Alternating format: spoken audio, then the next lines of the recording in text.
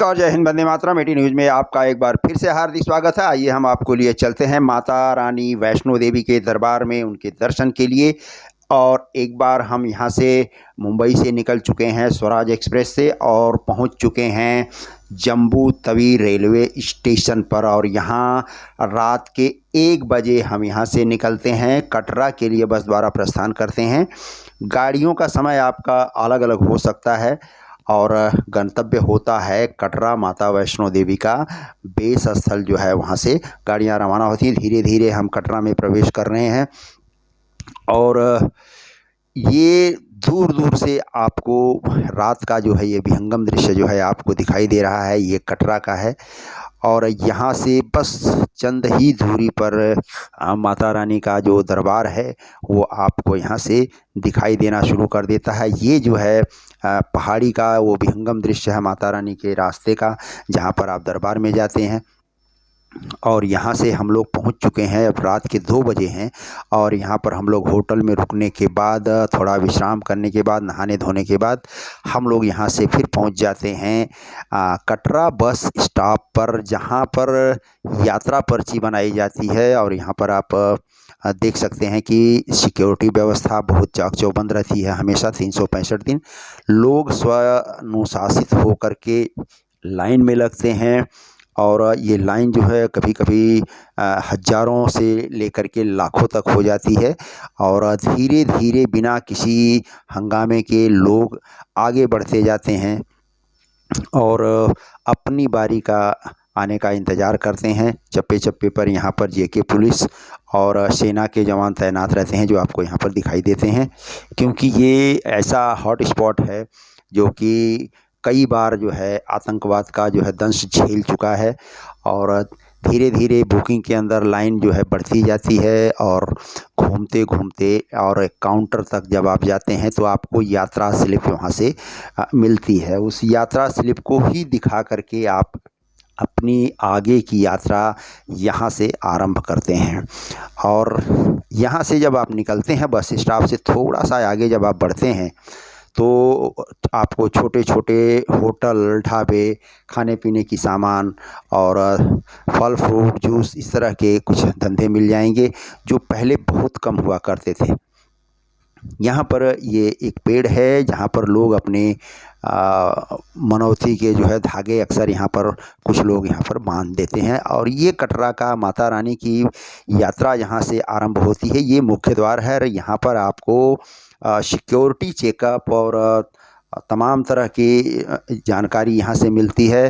कुछ लोग भूले बिसरे लोग जो होते हैं, जो आगे पीछे हो जाते हैं, वो यहाँ पर अपने सगे संबंधियों मित्रों का इंतज़ार करते हैं और यहाँ से साथ होने के बाद फिर आगे की यात्रा प्रारंभ करते हैं।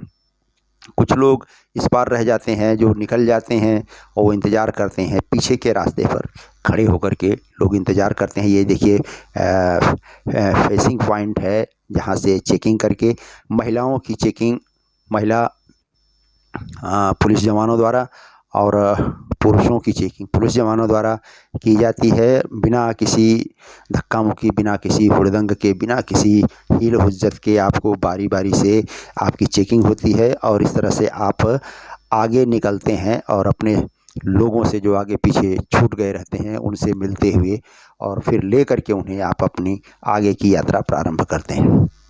तो यहाँ पर देखिए कुछ लोग जो है अपने सगे संबंधियों का इंतज़ार करते हुए दिखाई दे रहे हैं। यहाँ से जब आगे आप बढ़ते हैं तो थोड़ी ही दूर पर आपको खच्चर, घोड़े और इस तरह के पालकी और पिट्ठू जैसे जो आपके साथीदार होते हैं, जिन्हें ज़रूरत होती है इन चीज़ों की, उनको जो है यहाँ से लोग भाड़े पर लेते हैं और अपनी यात्रा प्रारंभ करते हैं। ये है बाणगंगा और यहीं से मुख्य यात्रा जो है आरंभ होती है। और जैसे जैसे आप चढ़ाई चढ़ते जाते हैं वैसे वैसे कटरा आपके पीछे छूटता जाता है और उसका विहंगम दृश्य आप वहाँ से देख सकते हैं। और रास्ते में आपको तमाम ढोल नगाड़े वाले मिल जाएंगे, जो लोगों की मनौतियाँ रहती हैं कि माता रानी का दर्शन करने जब हम आएंगे तो ढोल नगाड़े बजाते हुए आएंगे, गाते हुए आएंगे, नाचते हुए आएंगे। तो ऐसे लोगों की मनौती यहाँ पर पूरी होती है और कुछ नाम मात्र की दक्षिणा दे करके लोग यहाँ पर अपने माता रानी की मनौती का जो है अपना कोरम पूरा करते हैं, नाचते हैं, गाते हैं। रास्ते में आपको कहीं कहीं ये सरीसृप जीव जो है दिख जाता है, बहुत ही निरीह जीव होता है। इस तरह के कई दृश्य आपको रास्ते में चलते हुए रोड पर दिखाई देंगे, जिसे हम लोग सांडे का तेल जो बेचते हैं कुछ फुटपाथ पर बैठे हुए, तो वो इसी जीव का तेल होता है। और भ्रांतियाँ ये है कि इसके लगाने से तमाम तरह के फ़ायदे होते हैं, और वही वजह बनता है इस निरपराध जीव की हत्या का। तो यहाँ पर आपको रास्ते चलते हुए तमाम इस तरह के जीव जंतु जो है दिखाई दे देंगे। आपको कहीं हिरन दिखाई देगा, कहीं बाघ भी दिखाई देगा अगर आप खुशकिस्मत हैं तो, जंगली बिल्ली है, मतलब तरह तरह के जीव जंतु यहाँ पर आपको दिखाई देते हैं। जैसे जैसे आप चढ़ाई चढ़ते जाते हैं, आपको रास्ते में बड़े बड़े डिस्प्ले होर्डिंग लगे हुए माता रानी के दरबार के, और वहाँ पर भजन कीर्तन होते हुए सारी चीज़ें जो है लाइव आपको देखने को मिलती हैं, जिससे आपका एक तरह से मनोरंजन भी होता है, आपका उत्साह बढ़ता है, और माता रानी के दरबार में पहुंचने की जो आपकी लालसा है वो बलवती होती जाती है। और लोग कहीं कहीं बैठ कर के आराम करते हैं। श्राइन बोर्ड की तरफ से जगह जगह जलपान की व्यवस्था की गई है, पानी की व्यवस्था की गई है, प्याऊ की व्यवस्था की गई है, पर दुर्भाग्य ये है कि उनमें से कई काउंटर बंद मिलते हैं, और उसकी वजह यह है कि इन्हीं बंद काउंटरों की वजह से लोगों की भीड़ को दूसरे लोगों से जाकर के सामान खरीदना पड़ता है, जो काफ़ी महंगा पड़ता है। पानी की चीज़ें भी बहुत महंगी मिलती हैं, शरबत महंगा मिलता है। तो ये सारी चीज़ें इन प्राइवेट दुकानदारों के लिए सोने में सुहागे का काम करते हैं। आपको ये हेलीपैड यहाँ पे दिखाई दे रहा है। जो लोग हेलीपैड से, हेलीकॉप्टर से जाना चाहते हैं, उनकी यात्रा सुगम हो जाती है। हालांकि ये बुकिंग पहले से ही दो महीने पहले से भी लोग करवा करके रखते हैं, अर्जेंट में ये बुकिंग नहीं हो पाती है। तो ये बड़े बड़े शहरों से ट्रैवल एजेंसियों के माध्यम से, या खुद भी जो है आप करना चाहें तो इस तरह से इसकी बुकिंग कर सकते हैं, जो आपको भैरवनाथ की घाटी के पास में ले जा कर के उतारता है, और वहाँ से फिर आपको 3-4 किलोमीटर की दूरी जो है वो पैदल तय करनी पड़ती है। और फिर जो है आप जब ये देखते हैं, यहाँ पर देखिए मैंने आपको बताया था कि कई जंगली जीव यहाँ पर आपको अचानक दिखाई दे देंगे। ये जंगली मुर्गी और मुर्गा है। देखिए ये आम मुर्गी मुर्गा से एकदम भिन्न है, इनका रंग रूप कद काठी सब एकदम अलग है। तो इस तरह के कभी कभी मोर भी दिखाई देंगे आपको, हिरन भी दिखाई देते हैं। अब ये देखिए खुशी में जो है इस तरह से नाचते हुए कभी कभी आपको दिखाई देते हैं।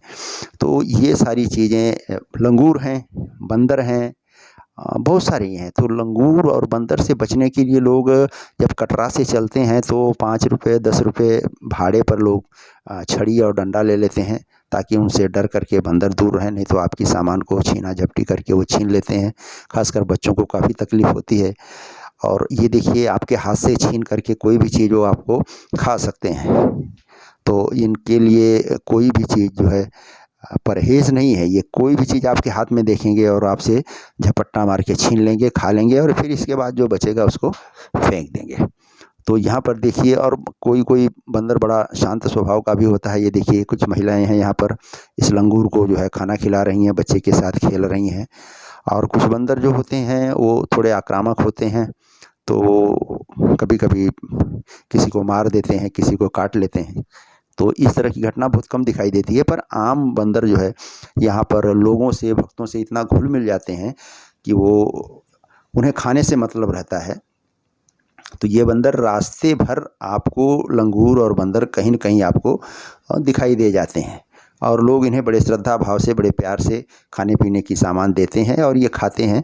और जब इनको नहीं मिलता है और कोई इनको मारने के लिए या कुछ करने के लिए डराता है, धमकाता है डंडे से और ये करता है, तभी ये गुस्सा होते हैं, वरना ये किसी के ऊपर हमला इस तरह से नहीं करते हैं। बड़े प्यार से बैठ करके और भक्ति भाव से लोग इनको खिलाते भी हैं। और यहाँ पर देखिए कुछ महिलाएं जो है अपने रास्ते के लिए जो ले हुई हैं बिस्किट वगैरह, वो देखिए किस तरह से इनको दे रही हैं। एक बंदर है, एक लंगूर है। आमतौर पे देखा जाता है कि बंदर और लंगूर एक जगह नहीं दिखाई देते हैं, ना एक जगह रहते हैं। पर यहाँ आश्चर्य की बात यह है कि माता रानी के दरबार में दोनों देखिए, एक बंदर और इधर लंगूर, दोनों साथ में ही रहते हैं, एक साथ उठते बैठते हैं, खाते हैं। और बराबर यहाँ पर किसी को तकलीफ़ भी नहीं देते हैं।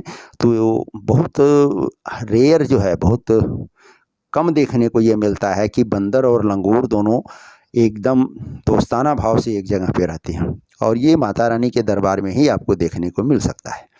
तो इनके मूड पे रहता है कि जब तक ये आपके बीच में हैं, घुले मिले बैठे और खाए पिए, और इसके बाद जो है अपनी बिरादरी में फटाक से निकल लेते हैं। तो कभी भी अगर आप वहाँ पे जाते हैं तो इनसे कोई छेड़छाड़ ना करिए, वरना ये आक्रामक हो सकते हैं, आपका काट सकते हैं, आपको मार सकते हैं। और इनको अगर कोई खाने पीने की चीज़ है आप दे देंगे और ये खा करके चुपचाप चले जाएंगे। वैसे भी अगर किसी का थैला वगैरह ले लेते हैं तो उसमें से जो खाने वाली चीज़ रहती है वही खाते हैं, बाकी वो थैला छोड़ देते हैं। तो इस तरह से ये देखिए, यहाँ से ये नदी है, ये इसके धार का जो है सर्पाकार में किस तरह से विहंगम दृश्य आपको दिखाई दे रहा है। ये पूरे जम्मू कश्मीर की जो जीवन रेखा है वो कही जाती है, और ये माता रानी के एकदम श्री चरणों से होते हुए ये नदी यहाँ से प्रवाहित होती है।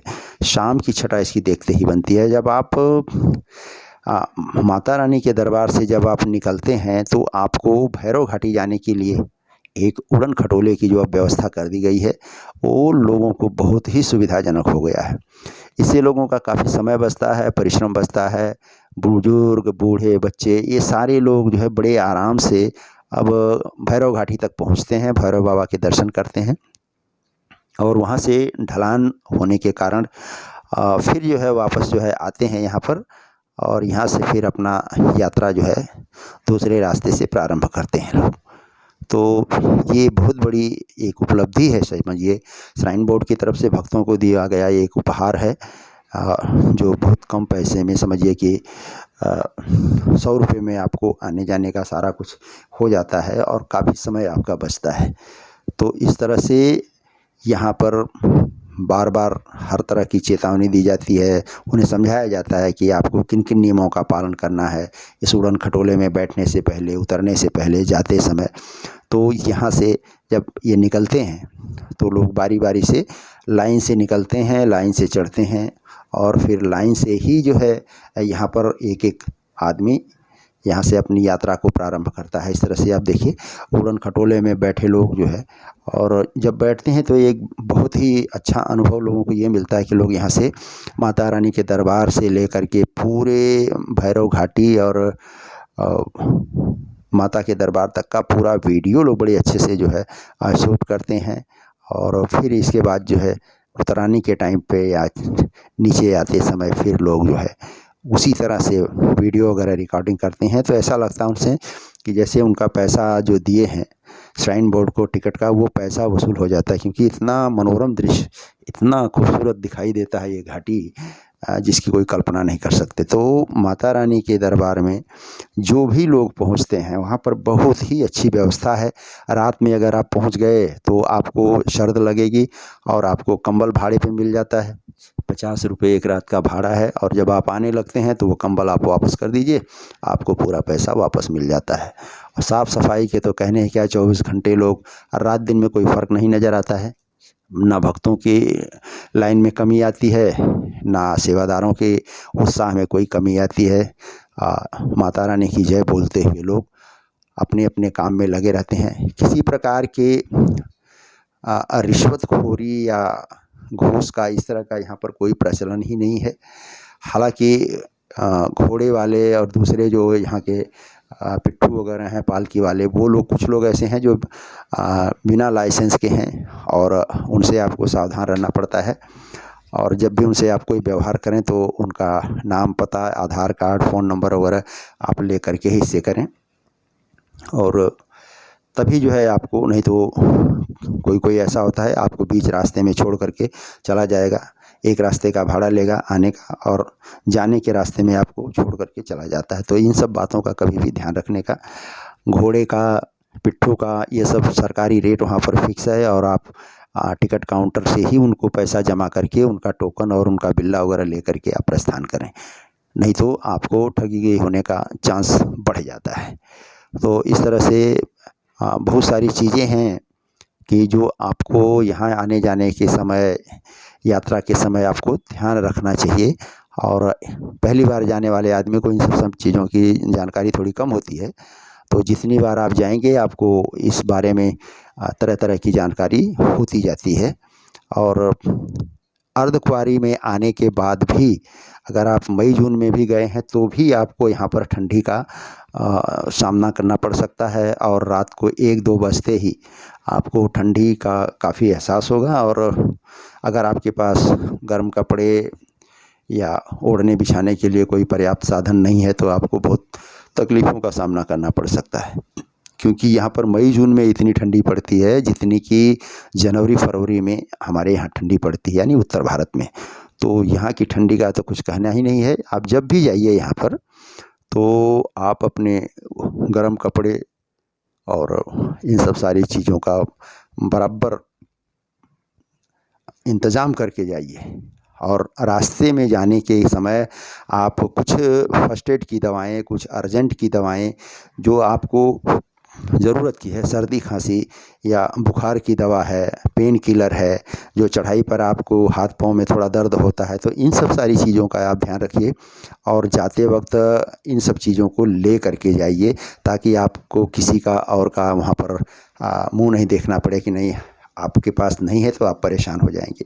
एक बार फिर से जब आप यहाँ पर कटरा में आते हैं या अपनी यात्रा समाप्त करके, तो यहाँ पर देखिए कि पूरी की पूरी जो है कटरा जो है एक बार फिर से आपको यहाँ पर स्वागत करने के लिए तैयार रहती है। धन्यवाद।